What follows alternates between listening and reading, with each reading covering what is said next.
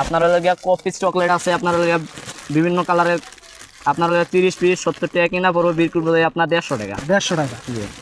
আপনার হলো গিয়া দুধ পাইপ, আপনার হলো গিয়া 60 টাকা প্যাকেট কিনা পড়বে, 40 পিস 200 টাকা বিক্রি নামবো। দুধ পাইপ না ভাই? জি জি। আপনার বার্মিস আচার আছে 30 টাকা প্যাকেট কিনা পড়বো, আপনার 72 টাকা কুচা বিক্রি করবো। 30 টাকা কয় পিস থাকবো প্যাকেটে? 25 পিস। 25 পিস 30 টাকা। জি জি। আপনার 5 টাকার 10 টাকার সল্ট আছে যে আপনার 120 টাকা কিনা বলবো, 240 টাকা কুচা বিক্রি নামবো। 240 টাকা খুচরা বিক্রি। আবার আপনার 5 টাকারও আছে, এটার মধ্যে 36 পিস 180 টাকা কুচা বিক্রি নামবো, আমার রেট হলো 90 টাকা। 90 টাকা। ভাই আমার আগের ভিডিওতে আপনি বলছিলেন যে যেটাই নেয় মিলাই জিলা 2000 টাকার মাল নিলে আপনি কুরিয়ারে পাঠাতে পারবেন।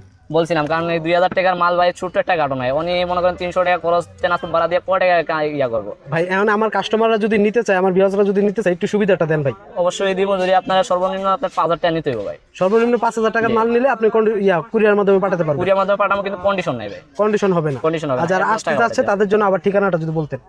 2 by 1 Foyez mansion, new Allahdan store, Begum Bazar, Dhaka.